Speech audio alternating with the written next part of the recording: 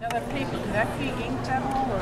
Yeah, you can. You can use archival ink over it, you can use alcohol ink over it, but one thing you have to understand is because this is a metallic ink, it is not glitter. Even if you alcohol ink this, it's going to really fade or soak into the paper. So even if you use like a really vibrant like wild plum in there, when it dries, it's going to be a very, very soft pastel silver. Yeah, it's pretty interesting stuff. Because you think, oh, it's glitter, I'll just ink over the top, it'll be done. Yeah, no. You might think it does at first because you're going, oh, I got this. And then right now it only comes in the silver? Right now. Yeah, there are plans for other colors, but we had to start somewhere. Yeah, of course. It's pretty cool. It's a really great surface. I mean, I like to, you know, obviously with the steel rule die, it cuts out beautifully. So we can take the butterfly duo. You want to go ahead and cut that out. So if I'm using a big die, you see I don't need that. I take my cutting pads. Yeah. Well, you need the colored ones though, so you don't lose them. Yeah, I saw that.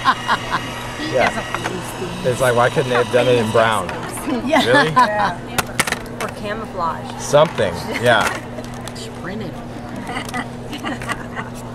I don't know where I put Beautiful. it every time I use it. Yeah, isn't that great? Now, for those of you that remember the dimensional cutting pad, so the dimensional cutting pad is a cutting pad that we launched last year, and that is the square cutting pad with that little groove down the center.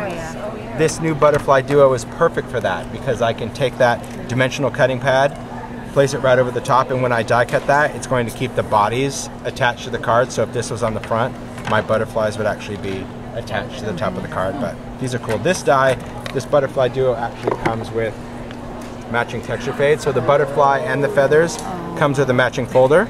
I know. You hear the crowd. It was like, oh. It's like fireworks. I'm watching fireworks. It's nice. I mean, you know, it's always great when you have shapes. So last year I did, you know, large butterfly and dragonfly and bee last year. But if you're a card maker or you want to incorporate these into mixed media, having something smaller, much easier. Yeah.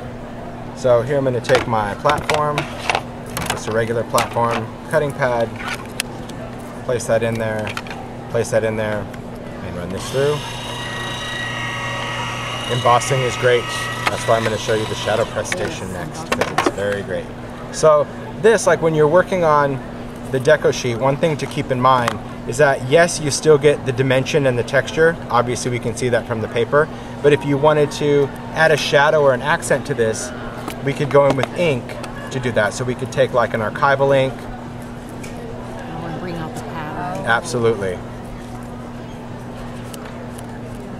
Yeah, and this I'm just using the ink pad itself. Isn't that great?